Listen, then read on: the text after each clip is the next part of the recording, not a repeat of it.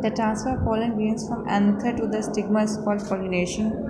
Means this is anther of one plant and the stigma of another plant. When this anther is going to transfer from one flower to another flower, anther is going to transfer from one flower to another flower, it's going to be called as pollination.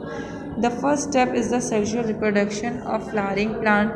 When the anther mature, it bursts open to release pollen grains. Means when these anther they are going to get matured, जब ये बड़े होंगे, जब ये develop करेंगे, they are going to burst. ये जो है burst कर जाएंगे, फट जाएंगे और इनमें से pollen जो होंगे वो रिलीज कर जाएंगे, which are transferred to the stigma of the same flower. वो क्या करते हैं, पहले तो अपने ही स्टिग्मा में ट्रांसफ़र होते हैं, anther स्टिग्मा में ट्रांसफ़र होते हैं. ये male part of the plant है, ये female part of the plant है. तो male part of the plant is going to get transferred to the female part of the plant, or the same species or the different species. Pollen can be of two types, self pollination and cross pollination.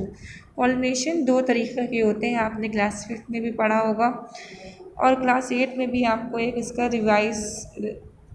आपको revise करने का मौका मिल रहा है कि pollination दो तरीके के होते हैं. एक सेल्फ पॉलिनेशन, जब स्टिग्मा जो होगा अपने ही फ्लावर के एंथर में जाए, अपने ही फ्लावर का एंथर जो स्टिग्मा में जाएगा, और जब दूसरे फ्लावर का एंथर अपने फ्लावर का एंथर किसी दूसरे में के स्टिग्मा में जाए तो वो क्रॉस पॉलिनेशन होता है.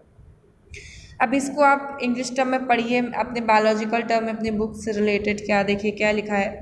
When the pollen is transferred from the anther to the stigma of the same flower, मतलब anther to the stigma, male reproductive part to the female reproductive part of the same flower. It's called self pollination. And when it is going to be transferred, दूसरे एक plant से दूसरे में जा रहा होगा तभी क्रॉस पॉलिनेशन करेगा.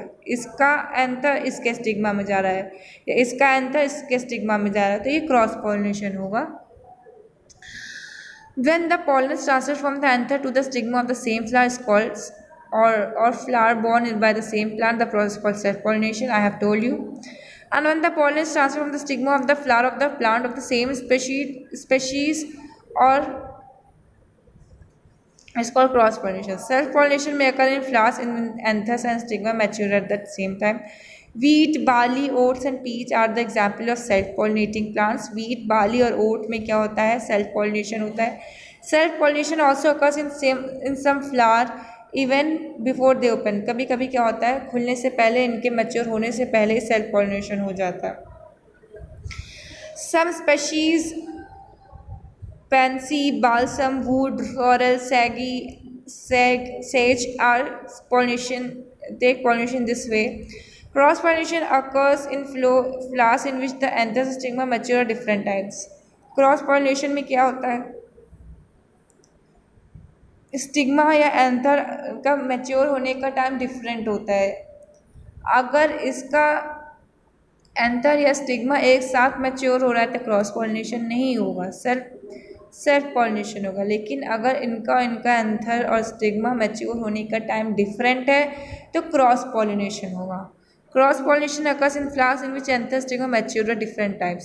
अब इसका स्टिग्मा मैच्योर हो गया, इसका एंथर मैच्योर नहीं हुआ, तो फिर क्या flower has to wait? No, it is not going to wait. Everything is systematically planned. So what will happen, दोनों का अगर मैच्योर होने का टाइम सेम नहीं है तो क्या होगा, ये दूसरे से क्रॉस पॉलिनेशन कर लेगा. लेकिन अगर दोनों का मैच्योर होने का टाइम सेम है तो वो एक ही में सेल्फ पॉलिनेशन हो जाएगा. Cross pollination occurs in flowers in which they have anther stigma mature at different types, and those that have barrier preventing self pollination. Cross pollination also occurs in plants